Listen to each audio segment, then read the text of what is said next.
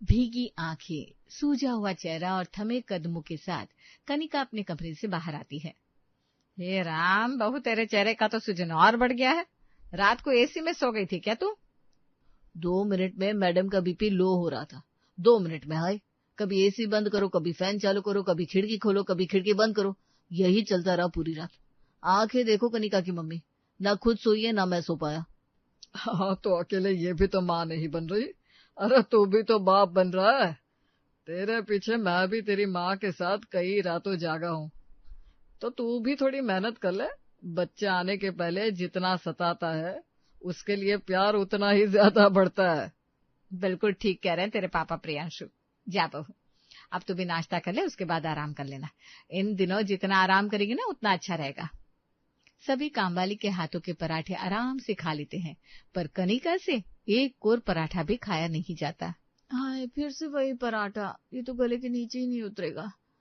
नाश्ते में कुछ और है क्या संध्या? फ्रूट चाट बना दूं क्या भाभी? बच्चे की सेहत के लिए बड़ा अच्छा होता है। या फिर जूस बना दूं? नहीं नहीं, तुम मुझे बस एक एप्पल दे दो। सिर्फ एक एप्पल बहू? आजकल देख रही हूँ मैं, आधा पेट खाना खा रही है तू। मुझे पता है प्रेगनेंसी में जी मचलता रहता है, कुछ खाने पीने का मन नहीं करता, पर बच्चे की सोचकर खाना तो पड़ेगा ना। खाना नहीं खाएगी तो डॉक्टर दवाई दे देंगे। एक ग्लास दूध और एक सेब लेकर कनिका कमरे में चली जाती है। कुछ देर बाद बस एक और सेब खाकर और आधा ग्लास दूध पीकर सो गए कनिका। ये ठीक नहीं है, इतनी कमजोरी सेहत में कैसे चलेगी। अपनी बहू के कमरे से बाहर आकर शोभा हॉल में बैठ जाती है। काम हो गया है माँ जी, मैं अब निकलती है। हाँ ठीक है, और दोपहर में आज रहने दे संध्या, मैं ही कुछ बना लूंगी। क्या हुआ माँ जी, सब ठीक तो है ना? अरे बहू का तीसरा महीना चल रहा है, पर वो है कि कुछ खाना ही नहीं चाहती। लगता है हाथ बदले तो कुछ खा ले, बस वही सोच रही हूँ। अरे माँ जी, आप बेकार में टेंशन ले रही है। जब मेरा मुन्ना मेरे पेट में था तो जरा से भी भूख नहीं लगती थी। मुझे हर वक्त ऐसा लगता था जैसे पेट भरेला है। ये लक्षण बता रहा है कि आपको पोता होने वाला है। अरे पोता हो या पोती, बस स्वस्थ रहे, मैं यही चाहती हूँ संध्या। दोपहर के वक्त शोभा रसोई में दाल चावल भिंडी और बेसन की कढ़ी तैयार कर रही थी, तभी हॉल से आवाज आती है। अरे शोभा जी, कहाँ हैं आप? अरे आप इस वक्त यहाँ आ गए, तो दुकान पर कौन है? अरे भाई, दादा बनने वाला हूँ मैं। इस वक्त भी दुकान के बारे में ही सोचूंगा तो आने वाले मेहमान के बारे में कौन सोचेगा। आपके साथ तो बस जिंदगी गुजारी है मैंने। मेरा असली साथी तो अब आने वाला है। ये हाथ में क्या लेकर आए आप? वो मुझे लगा कि बहू को कुछ खाने का मन होगा तो उसके लिए समोसा लेकर आया हूँ। कहाँ है मेरी बहू? कमरे में आराम करेंगे। जाइए, आप उसे जगा कर दे दीजिए, तब तक मैं खाना भी लगा देती हूँ। अपनी नींद पूरी करने के बाद कनिका कमरे से बाहर आती है और अपने सास ससुर के साथ टीवी देखते हुए खाना एंजॉय करने बैठ जाती है। समोसे लेकर आए आप पापा जी? वैसे आपको तो पता ही है मुझे समोसे कितने पसंद है, पर पता नहीं पापा जी, आजकल मोबाइल में भी अगर कुछ तला भुना देख लेती हूँ ना तो मेरा जी मचलने लगता है। समोसे की स्मेल से ना मुझे उल्टी आ रही है। अरे अरे बहू, कोई जबरदस्ती थोड़ी ना, इस समोसे को अभी हटा देता हूँ मैं। तुझे उल्टी नहीं होनी चाहिए, वैसे भी ना के बराबर तो खाती है तू। समोसे वेस्ट ना हो इसलिए शोभा 5 समोसे लेकर खाने बैठ जाती है। अपनी बहू को दाल चावल भिंडी और अपने पति को कढ़ी चावल और भिंडी परोस देती है। मोहन तो आराम से मजे से अपनी प्लेट का खाना खा रहा था, पर कनिका की आंखें अपने ससुर जी की कढ़ी की कटोरी पर से हट ही नहीं रही थी। आपके हाथ की बेसन की कढ़ी का कोई जवाब नहीं है शोभा जी, मजा आ गया कसम से। और कढ़ी है क्या मम्मी जी? हाँ हाँ, बहुत कढ़ी बनाई है मैंने, पतीला भरकर, पर तुझे पसंद नहीं है इसलिए तुझे परोसी नहीं। स्मेल से ना मुझे कढ़ी खाने का मन कर रहा है, मैं जाकर ले आती हूँ। दाल चावल छोड़कर कनिका एक पतीला भरकर कढ़ी सफाचट कर देती है। अब कुछ अच्छा लग रहा है, बड़ा स्वादिष्ट खाना था आज तो। संध्या से कह देना मम्मी जी रात को आने की जरूरत नहीं, रात को डिनर मैं बना लूंगी, अब मेरी तबीयत बिल्कुल ठीक है। अपनी बहू को पेट भर के खाता देख शोभा की टेंशन खत्म हो जाती है। शाम के 6 बजे दोनों सास बहू चाय पीते हुए टीवी देख रही थी, तभी पड़ोसन विमला प्याज के पकोड़े लेकर वहां आती है। अरे मुझे नहीं देखना तेरा टिफिन, बहू के सामने तो खोलना ही मत, इससे तेल मसाले से वैसे भी उल्टी आ रही है। बड़ी मुश्किल से मेरी बच्ची ने कुछ खाया है। तू रसोई में चल, मैं देखती हूँ क्या लेकर आई है तू। अरे अभी तो बताया, प्याज के पकौड़े लेकर आई हूँ। पूरी तरह से टिश्यू में पोंछ पोंछ कर तेल हटा दिया मैंने। एक बार तू खा कर देख ले। बहू तेरा जीना हरा ना हो जाए तो मेरा नाम विमला नहीं। ऐसे तो हमारे घर पर प्याज लहसुन कभी बनता नहीं था, पर पता नहीं जब से मेरी बेटी के पेट में बीज पड़ा है ना, लहसुन प्याज के अलावा कुछ खाना ही नहीं चाहती। अब मेरे यहाँ आई हुई है तो प्याज के पकौड़े की फरमाइश करती मैडम ने तो बनाना तो पड़ेगा ना। ये फरमाइश माँ की नहीं उसके बच्चे की होती है। अब नानी होकर इतना नहीं करती मैं, उसके लिए बनाया तो सोचा तेरे लिए भी लेती आऊं। आंटी जी ठीक कह रही है मम्मी जी, मैं टेस्ट करती हूँ, हो सकता है मेरे बच्चे को भी प्याज पसंद हो। प्याज के पकोड़े के ऊपर की कवरिंग हटा हटा कर कनिका अंदर से प्याज खाती है। प्याज का स्वाद ना मुझे बड़ा अच्छा लग रहा है आंटी जी, पर वही बात है ना, फ्राइड प्याज है, ज्यादा तेल मुझसे खाया नहीं जा रहा। अब से ना कच्चे प्याज खाकर देखूंगी। अरे अरे कच्चे प्याज क्यों बेटा, प्याज का पराठा बनवा ले। खाना बनाने वाली भी रखी है इसके लिए, हो सकता है वो तरह तरह के व्यंजन बनाए तो कुछ खाने का जी करे इसका, पर इसका तो जी गेहूं की रोटी खाने का भी नहीं कर रहा। अब प्याज का मसाला गेहूं के पराठे के अंदर ही तो जाएगा, पराठा ही नहीं खाना चाहती तो प्याज तो कच्चे ही खाने पड़ेंगे। बाप रे, ये बच्चा ना तुझे बड़ा सता रहा है। चल शोभा मैं चलती हूँ। वैसे प्याज और आलू टमाटर डालकर चाट भी बन सकती है बेटा, उसमें तेल भी नहीं रहता। जरा सी मूंगफली और उबले चने और धनिया पत्ता डाल देना, स्वाद भी आ जाएगा और पेट भी भरा भरा लगेगा। ऐसे ही आजकल प्याज तो फ्री में मिल रहे हैं। सरकार फ्री में प्याज बंटवा रही है, तभी मैं सोचूं तू मेरे घर पकौड़े कैसे लेकर आ गई। अरे नहीं शोभा, वो क्या है ना, मेरी बहू ऑनलाइन ही राशन मंगवा लेती है। आजकल ऑनलाइन कुछ भी मंगवाने पर 5 रुपए में प्याज मिल रहा है, तो मैंने मंगा कर रख लिया। भाई कुछ भी बनता है तो उसमें प्याज इस्तेमाल कर लेती हूँ। बस फिर रसोई के लिए कुछ राशन कनिका भी ऑर्डर कर लेती है, पर 5 रुपए में 1 किलो प्याज उसके घर तक पहुंच जाता है। रोटी तो ऐसे ही मुझसे खाई नहीं जाएगी, कुछ नहीं तो सब्जी से प्याज निकाल कर ही खा लूंगी। आलू प्याज की सब्जी और पराठे तैयार करके कनिका सभी को परोसती है। इतने दिनों बाद किचन का काम फिर से शुरू किया है तुमने, तुम थक गई होगी, खड़ी क्यों, बैठ जाओ ना कनिका। हाँ बेटा, इन दिनों जितना आराम करो उतना अच्छा है, बैठ जाओ बैठ जाओ। सभी आराम से पराठा और सब्जी खा रहे थे, पर हमारी प्यारी कनिका तो सब्जी में से सिर्फ प्याज निकाल निकाल कर खाती है, फिर रसोई साफ करने किचन में चली जाती है। तू एक बार इसे डॉक्टर को दिखा ले बेटा, दोपहर में बहू ने सिर्फ कढ़ी खाई और अब सिर्फ प्याज, ऐसे तो माँ के शरीर में ताकत ही नहीं रहेगी। बच्चे को ताकत चाहिए तो कहाँ से लेगा वो, माँ के शरीर से ही ना। एक बार डिलीवरी हो गई उसके बाद हड्डियों में दर्द रहने लगेगा बहू के। घर की बहू की पहली डिलीवरी, और उसमें इतने मूड स्विंग्स के पूरा घर परेशान हो चुका था। कनिका को कुछ भी खाना अच्छा ही नहीं लग रहा था।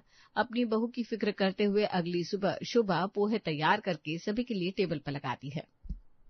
पोहे बनाए बहू, मूंगफली के दाने डालकर, अनार के दाने, सेब सब इसमें डाला है, खा कर देख, मुंह का स्वाद अच्छा हो जाएगा। अरे मम्मी हरी चटनी का है, तुम्हारी बहू हरी चटनी के बिना पोहे नहीं खाती, पता नहीं है क्या तुम्हें। अरे इस बार हरी चटनी में कांदा डालकर बनाया है, बहू को आजकल प्याज बड़े पसंद आ रहे हैं ना। चटनी में प्याज था और पोहे में भी, इसीलिए पूरी तरह तो नहीं पर थोड़ा बहुत नाश्ता कनिका कर लेती है। एक काम करती हूँ बहू, तेरे लिए बेसन के पकौड़े तैयार कर देती हूँ और साथ में सलाद भी। कुछ देर बाद शोभा कनिका के लिए सलाद और बेसन के पकौड़े लेकर उसके कमरे में पहुंचती है। आप क्यों इतनी मेहनत कर रही है मम्मी जी, रहने दीजिए ना, मुझे अच्छा नहीं लग रहा। जब से ये बच्चा मेरे पेट में आया है आप सबकी मुसीबतें बढ़ गई हैं। पहले इतने सारे टेस्ट हुए और फिर अब मेरे मुंह का टेस्ट ही चला गया। मुझे लगता है मुझे कुछ दिनों के लिए मायके चले जाना चाहिए।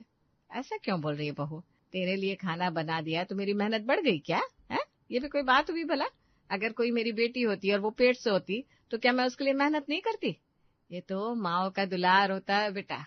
अब विमला को ही देख ले, उसकी भी तो बेटी आई हुई है, अपनी बेटी के पीछे वो खुद प्याज खाने नहीं लग गई। तू सलाद खा ले, प्याज पसंद है ना तुझे? सोचा था प्याज के पराठे बना दूंगी, पर गेहूं खाते ही तुझे उल्टी होने लगती है, इसलिए नहीं बनाया। कल तुझे कढ़ी अच्छी लगी थी तो सोचा बेसन के पकौड़े बना लेती हूँ, एक बार पेट जरा भरा लगेगा ना तो तुझे भी अच्छा लगेगा। कल कढ़ी में पकौड़े डाले हुए थे ना मम्मी जी, तो उसमें तेल नहीं था, पर इसमें ना तेल तेल सा लग रहा है, सिर्फ पकौड़ी है ना। मैं ऑनलाइन देखती हूँ अगर कुछ समझ में आए तो। तू एक काम कर, अपनी माँ को फोन लगा और अपने मायके से अपने भाई या अपने पापा को यहाँ बुला ले। प्रियांशु घर पर नहीं है, अकेले मैं तुझे भेजूंगी नहीं, हो सकता है वहां अपनी माँ के हाथ का बना खाना खाकर तुझे अच्छा लगे। मुझे तो बेटा तेरी सेहत से मतलब है। आई एम सॉरी मम्मी जी, शायद ही किसी के साथ इतनी कोऑपरेटिव होगी जितनी आप है। इतनी अच्छी हैं आप, उसके बाद भी मैं आपको कितना परेशान कर रही हूँ। क्यों बच्चे, अपनी दादी को इतना परेशान क्यों कर रहे हो आप? पागली। शोभा अपनी समधन के घर फोन करती है और कनिका को मायके भेजने की तैयारी कर लेती है। अब फिक्र मत कीजिए आंटी जी, मैं, मम्मी, पापा, गीतांजलि, हम पूरी कोशिश करेंगे आपकी बहू का ख्याल रखने की। बिल्कुल बेटा, उस घर पर ही पली बड़ी है कनिका, खातिर में कमी तो तुम लोग छोड़ोगे नहीं, पर इस हालत में ना बहू को भेजने का मेरा मन नहीं हो रहा। बहू, मैं क्या कह रही थी, मैं भी चलूं क्या तेरे साथ? संध्या को कह दूंगी, दोनों बाप बेटों का खाना पीना वो देख लेगी। हाँ मम्मी जी, ये सही रहेगा, आपके बिना वहां मेरा भी मन नहीं लगेगा। शोभा अपनी बहू के साथ उसके मायके पहुंचती है, जहां सबसे पहले डिस्कशन कनिका की डाइट की होती है। धन्य है समधन जी आप, जो आपने इतना कुछ किया अपनी बहू के लिए। मुझे याद है जब ये मेरे पेट में थी ना, तब मुझे बहुत भूख लगती थी, पर मेरी सास मुझे गिनकर 2 रोटियां देती थी, तीसरी अगर मैं मांग लूं तो घर पर बवाल हो जाता था। और सब्जी क्या, सिर्फ पानी मिलता था, क्योंकि आलू तो माँ जी अपनी कटोरी में डलवा लेती थी। अब मुझे आप पर पूरा भरोसा हो गया है कि कनिका को आपके रहते कोई दिक्कत नहीं हो सकती। पर हो रही है ना मम्मी जी, मेरा मतलब है आंटी जी की 10 तरह की डिशेस बनाने के बाद भी दीदी कुछ खा तो नहीं रही। ऐसे तो बच्चे की हेल्थ पर असर पड़ेगा ही ना। मंदिर वाले बाबा जी है ना, जिनको दिखाकर आपने मेरी नजर उतरवाई थी, उनसे पूछी ना, हो सकता है दीदी को किसी को नजर लगी हो। हाँ मम्मी, उनसे बात करो ना, वो बाबा जी बड़ी प्रैक्टिकल बातें करते हैं और काफी पढ़े लिखे भी है आंटी जी। कनिका और जीजू के रिश्ते की हामी भी उन्होंने ही भरी थी, और देख लीजिए कितना अच्छा ससुराल मिला है दीदी को। इस बात को सुनकर शोभा का भी विश्वास बाबा जी पर बढ़ जाता है और गीतांजलि बाबा जी को घर आने का न्योता देती है। ठीक है बेटा, पर मेरे लिए खाने का प्रबंध अच्छे से करना। अब बिल्कुल बेफिक्र रहिए बाबा जी, बिना प्याज लहसुन का बिल्कुल शुद्ध शाकाहारी खाना बनाऊंगी। रात को ही मैं रसोई साफ कर लूंगी।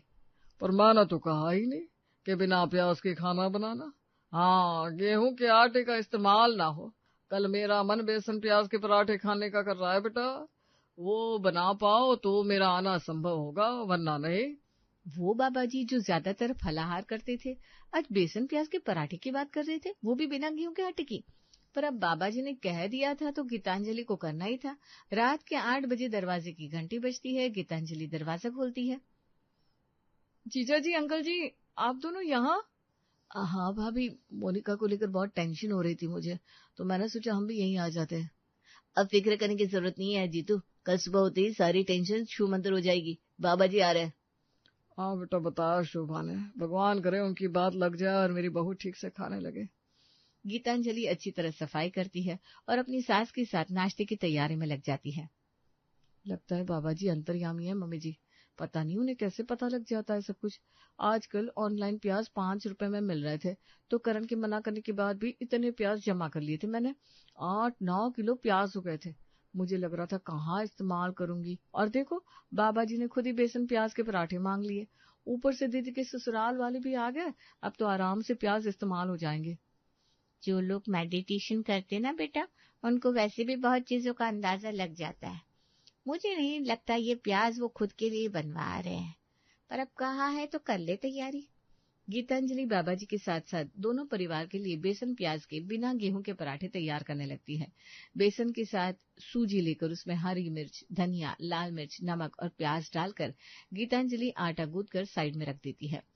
तभी फोन की घंटी बजती है। तू बाहर जा बहू, देख बाबा जी का फोन होगा, मैं पराठे सेकना शुरू करती हूँ। गीतांजलि फौरन हॉल में जाती है और फोन उठाती है। क्या बाबा जी ने आने का प्लान कैंसिल कर दिया? पर मैंने उनके कहे मुताबिक नाश्ता भी बना लिया है। उन्होंने कहा ये नाश्ता पूरा घर कर ले, उसके बाद बाबा जी खुद आएंगे। गीतांजलि सभी को बेसन प्याज के पराठे परोसती है। अपने सामने बेसन प्याज के पराठे देखते ही कनिका उन पर टूट पड़ती है। अब जाकर लग रहा है कि सुकून का खाना मिला है। मुझे ना ज्यादा ना ही तेल ना ही बेकार के मसाले चाहिए, मुझे बस प्याज और लहसुन चाहिए था।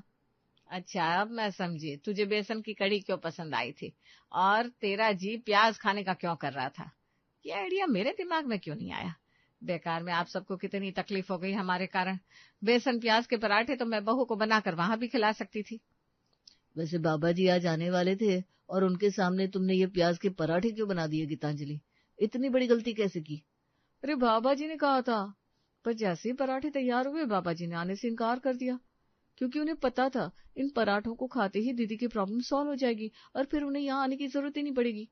मान गए बाबा जी को। एक बार मेरा बच्चा हो जाए, उसका नामकरण तो पक्का मैं बाबा जी से ही करवाऊंगा। नाश्ता करने के बाद कनिका वापस से अपने ससुराल जाने के लिए अपना बैग बांध लेती है। इतनी जल्दी जा रही है बेटा, कुछ दिन और रुक लेती। देख लो मम्मी, मैं यहाँ रुक गई तो मेरे साथ मेरा पूरा ससुराल यहाँ रुक जाएगा। भाभी इतने लोगों का खाना बना लेगी क्या? ऐसा करते दीदी, आप निकलिए, हम यहाँ से आपके पीछे आते हैं। आपकी संध्या तो हम सबके लिए बेसन प्याज के पराठे बना ही लेगी ना। खुशी खुशी कनिका अपने ससुराल वालों के साथ अपने ससुराल लौट आती है।